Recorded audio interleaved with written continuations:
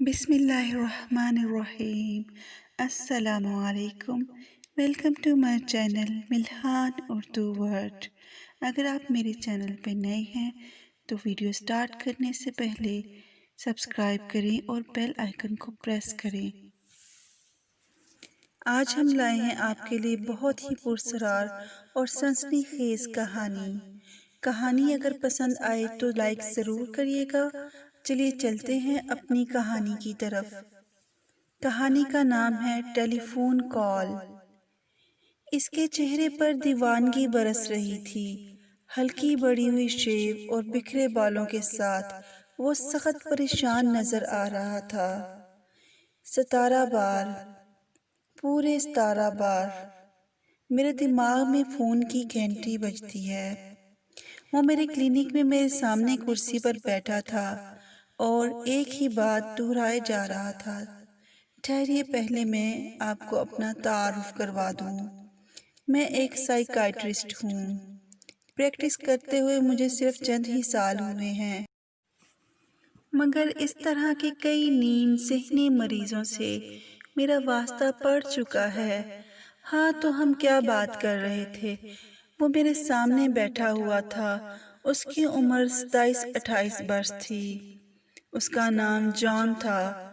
وہ بضد تھا کہ اس کے دماغ کے اندر گھنٹی بجتی ہے اور بار بار بجتی ہے۔ کہیں ایسا تو نہیں کہ یہ آواز آپ کی سماعت کا دھوکہ ہو، جیسے آپ اپنے دماغ میں محسوس کر رہے ہوں؟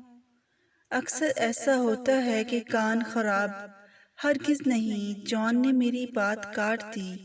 فون کی گھنٹی میرے دماغ میں ہی بجتی ہے۔ اس کی آواز انتہائی مکروہ اور تیز ہے۔ جب وہ بجتی ہے تو مجھے لگتا ہے میرا سر پھٹ جائے گا۔ جان کا میرے پاس یہ دوسرا وزٹ تھا۔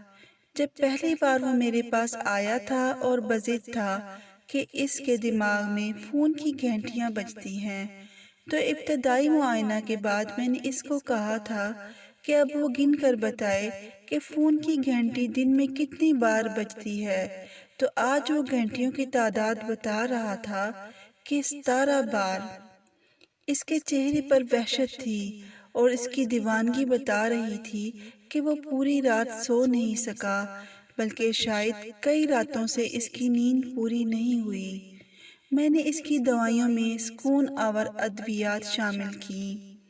مسٹر جان، اب آپ ایسا کریں، جب آپ کے دماغ میں کوئی فون کال آئے تو آپ اس کو ریسیو کریں۔ کیا مطلب؟ جان نے حیرت سے مجھے گھورا۔ میرا مطلب ہے آپ اپنے دماغ کی مدد سے فون کال اٹھانے کی کوشش کریں، معلوم کریں کہ دوسری طرف کون ہے۔ جان کی آنکھیں کسی گہری سوچ میں ڈوب گئیں۔ میں نے اس کو اگلے ہفتے وزٹ پر بلایا تھا، مگر وہ دوسرے ہی دن آدم کا۔ اس کا چہرہ معمول سے زیادہ وحشت زدہ ہو رہا تھا۔ وہ ثنا ہے۔ کرسی پر بیٹھے ہی وہ شروع ہو گیا۔ کون ثنا؟ میں نے پوچھا۔ وہ فون کال کرنے والی ثنا۔ آپ کے کہنے پر میں نے دماغ میں فون اٹھا لیا۔ وہ جان کی آنکھوں میں خوف کی لہر دوڑ گئی۔ وہ ایک بدروح ہے۔ میں نے بہت مشکل سے مسکراہٹ پر ضبط کیا۔ اس طرح کے شیزوفرینیا کے مریضوں سے نپٹنا ہمارا روز کا کام ہوتا ہے۔ اچھا، تو وہ کیا چاہتی ہے؟ آپ کو کیوں کال کرتی ہے؟ وہ ایک بدروح ہے۔ 17ویں صدی کی 17ویں سال میں اس کو کسی نے قتل کر دیا تھا۔ جب سے وہ ایک بدروح بن گئی ہے۔ وہ تو ٹھیک ہے، مگر وہ آپ کے دماغ میں گھنٹیاں کیوں بجاتی ہے؟ میں نے جان کی دوا میں نیند کی دوا بڑھا دی۔ نیند اس کے لیے بہت ضروری تھی۔ وہ پاگل پن کی طرف بڑھ رہا تھا۔ اب جب ثنا آپ کو کال کرے، آپ پوچھیں کہ وہ آپ سے کیا چاہتی ہے۔ وہ پھر اگلے روز میرے کلینک میں موجود تھا، پہلے سے زیادہ پریشان، سرد آنکھیں اور دیوانہ پن لیے۔ ثنا، وہ ثنا مجھے سونے نہیں دیتی۔ وہ مجھ سے ایک بہت غلط کام کروانا چاہتی ہے۔ وہ کرسی پر بیٹھا تھا، جیسے خود کلامی کر رہا تھا۔ اچھا، مجھے اس گفتگو میں مزہ آنے لگا تھا۔ 17ویں صدی کی بدرو، ایسا کیسے ممکن ہے؟ مگر جان نے میری بات نہ سنی۔ وہ مسلسل خود کلامی کر رہا تھا۔ ثنا مجھ سے کچھ غلط کام کروانا چاہتی ہے، ایک بہت ہی غلط کام۔ مگر کون سا کام؟